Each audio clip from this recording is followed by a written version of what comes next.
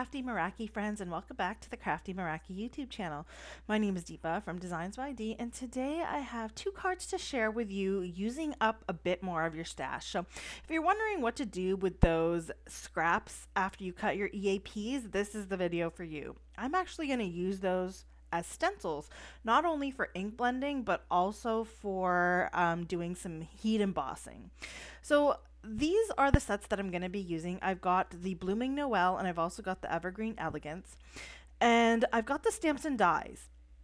Now, these are the EAPs, so the Effortless Artistry Paper Collection. We are going to cut this, but I'm going to take all of the cutouts and leave those die cuts aside for another project, and we are actually going to use that negative die cut scrap as a stencil. So, we're going to use one, as I said, for heat embossing on the background. The other one we're going to ink blend on the background. And then for another one, we're actually going to do some ink blending on our die cuts using the negative die cut as a stencil, just as a guide. You don't necessarily need to do that, but it is a nice way to use it, and it just saves a bit of thinking, I think. So let's move along. Our first card is a 7" by 5" card. So it's a larger card. I wanted to give you a bit of variation and show you two sizes. So I've got an A2 and an A7 size card. So this one is the larger one. I'm taking some dark green ink. I've got some Evergreen by Altenew here, and I just darkened that panel. Now that panel is a little bit smaller than 5x7, just because I want a bit of a border around my card when I stick this on the card base. And now I'm going to go ahead and cut out this EAP. So I took all the die cuts and I put them aside for another project. I don't need those for this one, but I will keep this paper because I can use it as a stencil. So the reason why I did my ink blending ahead of time is I wanted it to dry. So I did leave it for a little bit. And then I put on some anti-static powder tool, make sure that's all nice and dry, and I'm using this negative die cut as a stencil, and I'm putting some Versamark ink through the stencil. Now, as I mentioned, I did apply my anti-static powder tool there, but I'm really trying my best not to move that stencil. And you can see once I lift it up, it's nice and shiny. I've got some good coverage going. So I'm using some Ranger holographic embossing powder, and I'm not sure if you're familiar with this one, but it's really cool. It looks white here as I put it on, but it's actually clear. And then you just see all of that glitter, and the glitter is like an AB colored glitter, so it shines the rainbow. So you can see you get a lot of strays, and that's just the glitter from the powder. As long as you use the anti-static powder tool, it's pretty good. I've gone ahead and heated it up, and I'm just wiping off the excess glitter from the panel. I'll set that one aside, and then I'll move on to my white panel, which I'm going to be using a lot of pink with. So I've got my Pink Fresh Studio inks, I've got my die cut scrap stencil, and I'm just going to hold this in place. You could tape it down if you wanted to make sure it's not going to move. You notice that the stencil does have like little pieces sticking up from those leaf fronds, so you're going to have to be a bit careful with those, but other than that, it's pretty easy. All you're doing is applying your ink through the stencil. I added some ballet slipper and some sparkling rose to create a bit of variation in color and to darken up the pink just a little bit. I initially wanted it to be like a very light pink, but once I had cut out my poinsettia, I realized that I wanted something a little deeper in pink, not as light. So I did add the sparkling rose to darken that up a little bit. So I have put all of that on, and then I decided I needed a bit more pink. So I actually came in with the bubble gum, which is like an actual brighter pink. And you'll notice it's really bright on the edges because the ink is darker on the edge there, but it's no worries. I'm actually going to cut off the edges so that I get more of the softer look, and then I also get a border around that piece as well. So here I am cutting out the poinsettia. Now I did edit this video out of order in the way that I did it, so that's why I already mentioned that I had kind of compared it to this mirror cardstock. But you'll see that I've kind of lined up just the top half of the stamp here. So this is the Blooming Noel stamp, and that is because you'll notice that one half of it has the poinsettia flowers and the bottom half has the leaves. So I want my flowers to be mirror pink, and I want the leaves to be just silver mirror cardstock. So this is how you can stamp both of these, even though this is a one-piece stamp.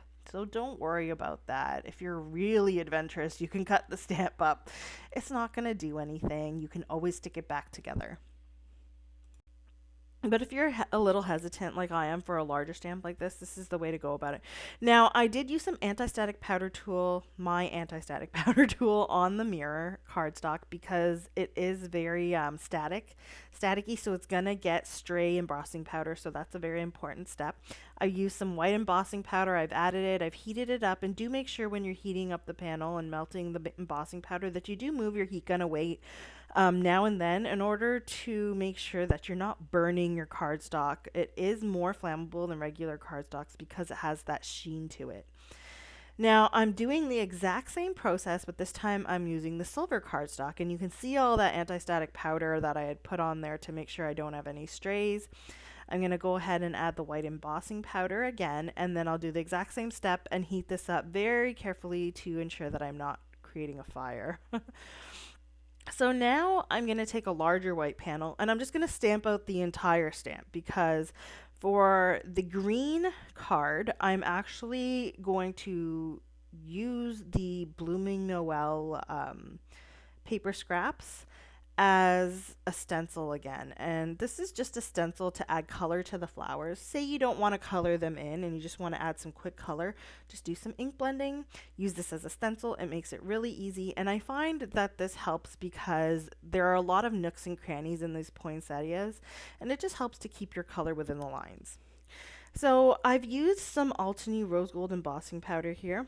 It doesn't actually look rose gold. It is actually more of like a muted gold, which I really like.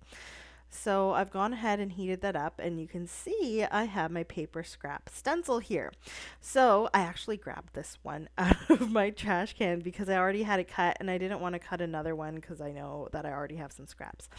So I used this one, and don't worry, my garbage can is only paper scraps. There's no like junk or food or anything in there, so it's safe to use. I'm using some more of that Sparkling Rose Pink Fresh Studio ink, and I'm just adding it. Now, I find when doing this technique, remember I'm using this as a stencil, but because the die cuts it out with the white border, you're going to get some ink on that border, and in order not to make it too obvious, it's best to use lighter inks, or do what I'm doing and concentrate the darkness of the color in the center of the flower and then blend out to a lighter color, almost to a white at the tips. That way you're not going to get the ink on the edges where you would have that white border around your stamped image after it's die cut. So that is my solution for that. I do see, you'll see here even in the leaves, there's like lots of pieces that come like way into the center. Using this stencil really helps to make sure that I'm getting this where the ink where I want it to go, rather than in those white border edges where you're going to be able to see it when I cut this out. So, you know, you may think that this is kind of unnecessary, but try it with the stencil and try it without, and I guarantee you'll see a difference. Now, I had a little bit of a mishap there. I had like a bit of like the piece of the ink pad from the pink, the Sparkling Rose, that kind of just stayed on my paper. I thought it was a bit of fluff. And then as I was ink blending, it just kind of made a mess there on the edge. But it's okay. We're going to figure it out and cover it up somehow. So don't throw that away and think that it's messed up. Now, some people, what they like to do is kind of add some of the pink on the edges of the leaves, and that really makes everything come together nicely, but I thought I'd just leave that for now. But that is an idea for another card. So now I've added the coordinating die, and I've cut everything out there. That one was pretty simple. Now, for the two pieces of mirror cardstock, I'm going to attach them one on top of the other behind the die. And because you can see doing what you shouldn't do there is probably, I noticed that some of the the embossing powder wasn't fully melted, so I actually heated it up on top of the metal die, which you probably shouldn't do.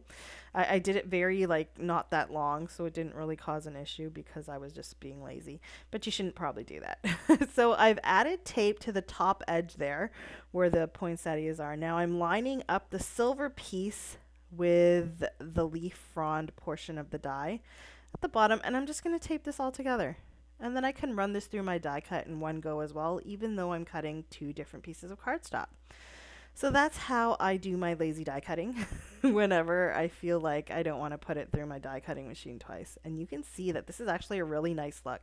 I really actually like the look of the white embossing powder on the metallic cardstock. It looks really fun and it's really easy to do. So you could probably make a bunch of cards all at once with that technique in blues and teals and purples, a lot of unconventional Christmas colors. I think those would look really nice. That's just another idea for you. But continuing on with this, you can see I've attached that green panel to an A7 sized cardstock panel. So this is the larger card. And now I've got my ink blended die cuts here, and I'm just going to use some foam adhesive to prop these up and get them in position on my card. You could put them in any which way you want. I really like how the glitter stands out in the background. They are the leaf fronds, and I didn't have to do much to get that on the background there, and it makes it stand out a little bit more. It looks a little fancy, and it goes really nicely with this card. Now, I chosen to put my poinsettia on the bottom left. You could change yours up, put it on the top right, put it in the center. It's totally up to you. Maybe you want half coming off the left and the other half attach it to the right side. Totally up to you. So I've gone ahead and I've positioned those with like the smaller flower tucked in and peeking out there from the side. For the second card, this is an A2 sized card base, so it's smaller. And you can see you don't see as much of the background here. So that was why I wanted to show you two sizes, because that poinsettia is pretty big, especially when you add the leaf fronds, the actual leaf portion in the back. You can see it almost covers the entire card. So, you know, it's completely up to you how much of your background you want to show. On the pink card, it shows just a little bit and it still looks really nice. And on the green one, you show a lot more. That way you get a lot more of that glitter and shine peeking out. Now, these are the gilded holiday greetings. There's a foil plate and a matching die that cuts out a whole bunch of sentiments. I have foiled these ahead of time. Now, there are two sets. There's the gilded holiday greetings and there's just the gilded greetings, which are everyday greetings. I've done foiled and cut one from silver matte foil and one from gold foil. And I'll use the gold foil on the green card and the silver matte on the pink card. So even though these use poinsettias, if you have somebody who has a birthday during Christmas time, or you just want to send a generic card, you can use the poinsettias. It's around winter time. It doesn't even have to be around. Those poinsettias are gorgeous. You could use them year round if you wanted to, really. So you see my card on the right in the pink is very generic. It's not actually a Christmas card, but you could use it as one if you wanted to. And then the one on the left is like your true Christmas card with the season's greeting sentiment and everything. So, I mean, you don't always have to stick to the status quo, and that's really what I'm all about.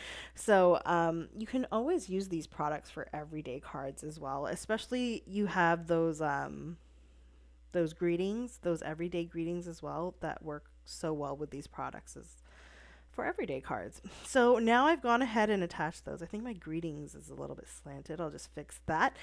And those are the two cards. Now I do want to add a little bit more bling. So I've got some ivory opal gems and I've got some silver opal gems. I'm going to add the silver to the pink card and the ivory to the green card. And I'm just adding them haphazardly. Now, can you see what is wrong in this picture here? Because I made a little bit of a mistake here. I don't know if you can catch it. If you do catch it, please comment down below. You'll notice the difference in the next clip after I'm done adding all of the bling. If somebody catches it, I would so like to know if anyone catches it, because I did it and I thought, I don't know if anyone's going to notice, but we'll see. So do let me know in the comments if you notice what is wrong in this picture compared to the next one. So that's all my bling. I've got it all attached, and here are the final two cards. Now, this one is so gorgeous. I absolutely love the glitter in the background with those soft poinsettias on the front and the bold background. And the same thing here. We've got that beautiful soft stenciled background and then the gorgeous shiny foil poinsettia. So I hope this idea of using your EAP die cut scraps as stencils comes in handy. And inspires you to create something similar yourself. Everything that I've used is in the description below. You can find that in the Crafty Meraki store. And please do leave us a comment, like, and subscribe. And I look forward to seeing you guys next time. Have a great weekend. Bye.